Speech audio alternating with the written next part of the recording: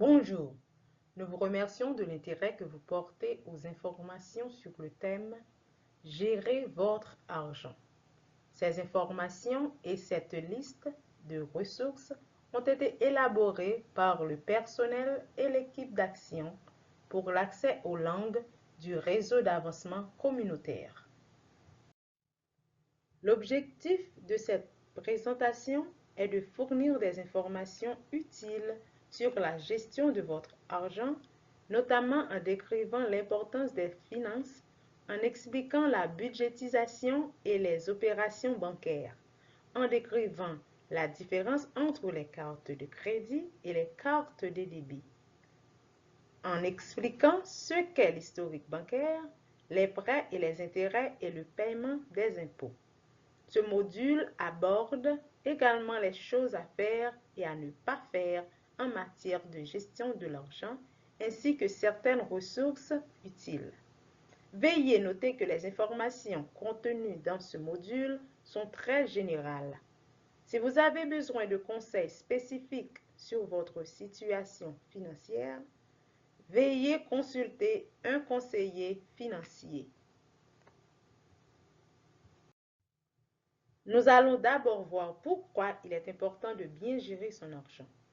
Une bonne gestion de votre argent vous aidera à atteindre vos objectifs.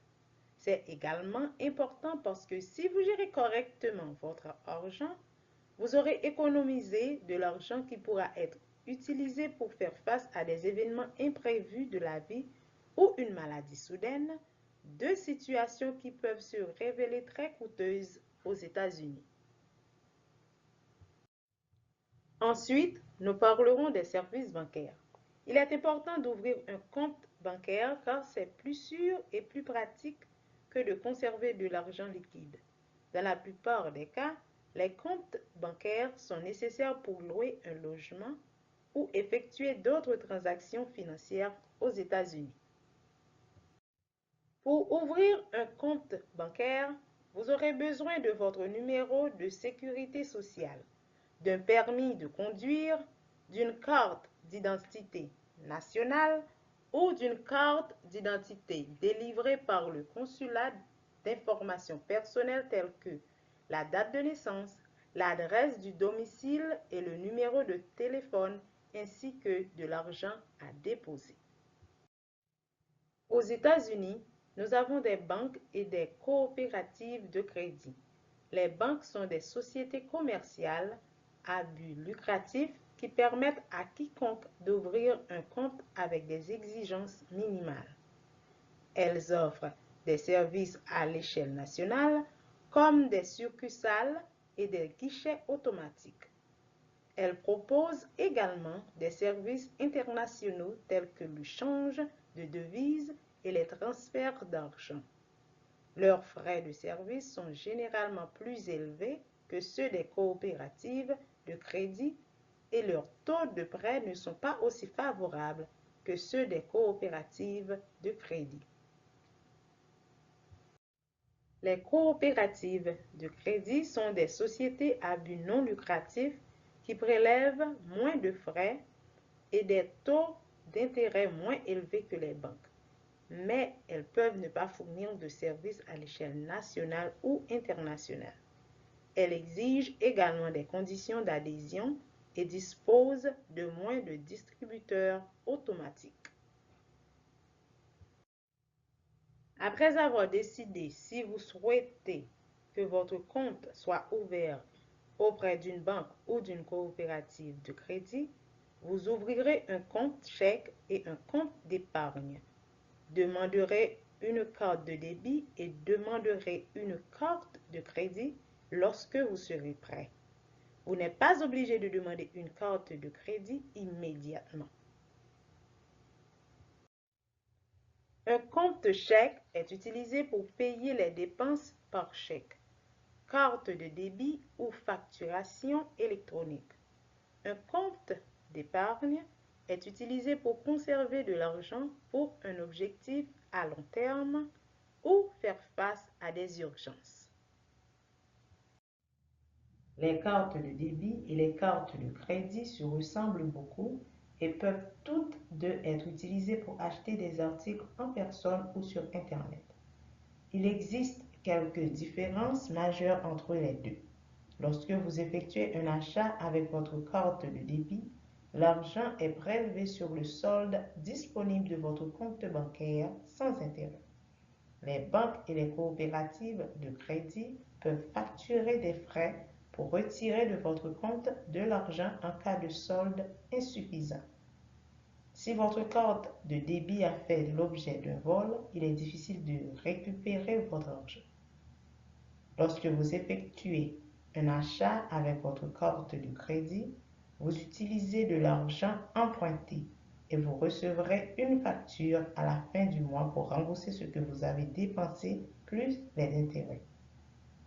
Si votre carte de crédit a été dérobée, il est plus facile de la contester.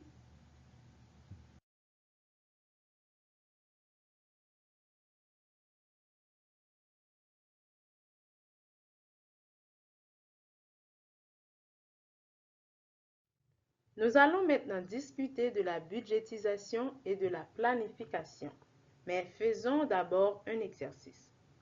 Sur le document fourni, écrivez les réponses aux questions suivantes le long de la ligne du temps. Quelles sont les choses dont vous avez besoin dans l'immédiat? Il peut s'agir d'une voiture, d'un meilleur logement, tout ce que vous souhaitez acheter au cours de l'année prochaine. Maintenant, quelles sont les choses que vous voulez faire plus tard? Il peut s'agir d'aller à l'université ou de créer une entreprise. Tout ce que pour quoi vous aurez besoin d'argent et qui se produira dans le futur. L'échéancier complété indiquera vos objectifs et les événements de votre vie pour les 2 prochaines années, qui nécessiteraient une somme d'argent importante. Dans le prochain exercice, nous allons nous familiariser avec le fait d'établir un budget. Il est important de le faire afin de disposer de l'argent nécessaire pour atteindre vos objectifs et de pouvoir financer les événements importants de la vie. Sur le document fourni, dressez la liste des dépenses mensuelles de votre famille, comme le loyer, les frais de transport, la nourriture, les services publics, etc. Avez-vous suffisamment de revenus pour couvrir vos dépenses? Vous êtes responsable de la gestion de vos finances personnelles, mais le personnel de votre agence de réinstallation peut vous aider à établir un budget. Un budget vous aidera à savoir de quelle somme d'argent vous disposez, combien vous pouvez dépenser et combien vous pouvez économiser. Ensuite, nous parlerons des antécédents de crédit. Les antécédents en matière de crédit sont le dossier de votre historique bancaire qui montre à quel point vous êtes responsable et faites vos paiements à temps. Si vous empruntez une petite somme d'argent et remboursez votre prêt rapidement, vous vous constituerez de bons antécédents de crédit. Les prêteurs vérifieront vos antécédents de crédit pour décider s'ils vous accorderont un prêt pour des achats importants, comme une maison ou un véhicule.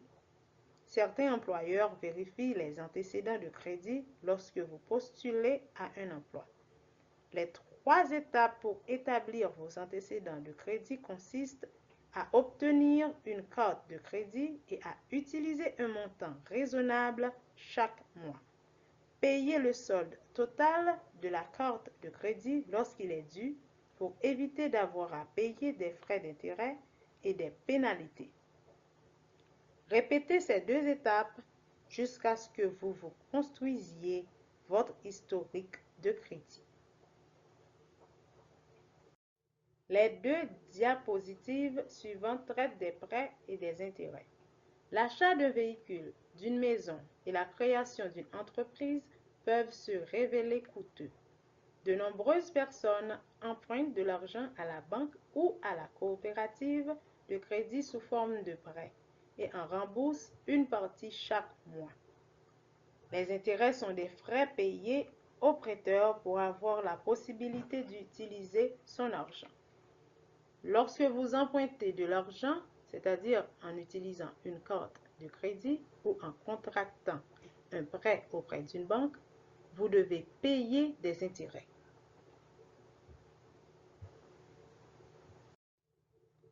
Deux éléments à prendre en compte avant de contracter un prêt sont le taux d'intérêt et la durée du prêt.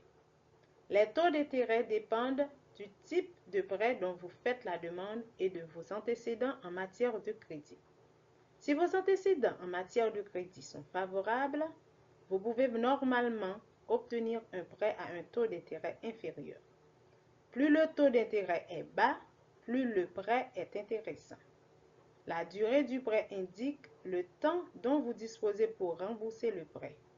En général, plus vous empruntez, plus la durée du prêt est longue. La durée du prêt peut être plus courte avec un paiement mensuel plus élevé ou plus longue avec un paiement mensuel plus faible. Par exemple, le remboursement d'un prêt immobilier peut prendre de 15 à 30 ans. Quel que soit le type de prêt que vous obtenez, il est important, voire indispensable, d'élaborer un plan de remboursement du prêt. Les prochaines diapositives traiteront du paiement des impôts. Aux États-Unis, nous devons payer l'impôt sur le revenu, la taxe sur les biens personnels et la taxe sur les ventes. L'impôt sur le revenu est prélevé sur votre salaire par votre employeur. La taxe sur les ventes est payée sur les articles que vous achetez dans un commerce. L'impôt foncier est la taxe que vous payez sur votre maison. Si vous êtes locataire, c'est votre propriétaire qui paie cet impôt. Sur la fiche de paie fournie par votre employeur, vous pouvez vérifier la section intitulée « Retenue » ou « Déduction » pour constater ce qui a été prélevé au titre de l'impôt fédéral sur le revenu, généralement intitulé FED. Vous devez remplir votre déclaration de revenus entre janvier et avril. Si vous avez payé en trop l'impôt fédéral sur le revenu de l'année précédente, le gouvernement vous le remboursera. Vous devriez recevoir de votre employeur, le 31 janvier, un formulaire indiquant le montant de l'impôt sur le revenu que vous avez payé. Si vous avez travaillé à votre compte, vous devez payer des impôts lorsque vous ferez votre déclaration de revenus. Conservez 5 ans d'impôts pour vos archives personnelles. Vous pouvez obtenir une assistance gratuite auprès des organisations ci-dessous pour vous assurer que vous récupériez la totalité de ce qui vous est dû. Il s'agit du Prosper Center et de l'aide fiscale pour la région d'Austin.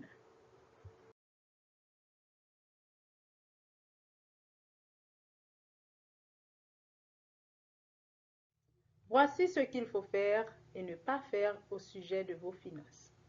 Payez vos factures à temps. Payer à temps est l'étape la plus importante pour établir votre historique de crédit. Cela permet également d'éviter les frais et le paiement d'intérêts élevés. Réfléchissez-y à 2 fois avant de faire un achat important. Même si les promotions et les rabais semblent attrayants, demandez-vous si vous avez vraiment besoin de cet article. Assurez-vous de pouvoir effectuer les paiements mensuels. N'abusez pas de votre carte de crédit. Une carte de crédit est un prêt à court terme. Une mauvaise utilisation peut nuire à votre historique de crédit. Ne signez pas de contrat imprécis ou douteux. Si vous ne comprenez pas les contrats ou les accords, ne les signez pas sans poser de questions. N'utilisez pas les prêts sur salaire. Ces services semblent pratiques, mais les intérêts se révèlent très élevés. Si vous recherchez des services linguistiques, vous pouvez montrer aux organisations votre carte iSpeak pour leur faire savoir quelle est votre langue maternelle et que vous avez besoin de services de traduction ou d'interprétariat. Ces cartes sont gratuites et disponibles dans les bibliothèques publiques. Les cartes iSpeak sont disponibles dans les langues suivantes. Cette diapositive contient une liste de ressources pour les cours d'éducation financière disponibles à Austin. Pour plus d'informations, visitez le site wecanat.org. Et si vous avez des questions ou si vous souhaitez une présentation, envoyez un courriel à info@canatx.org.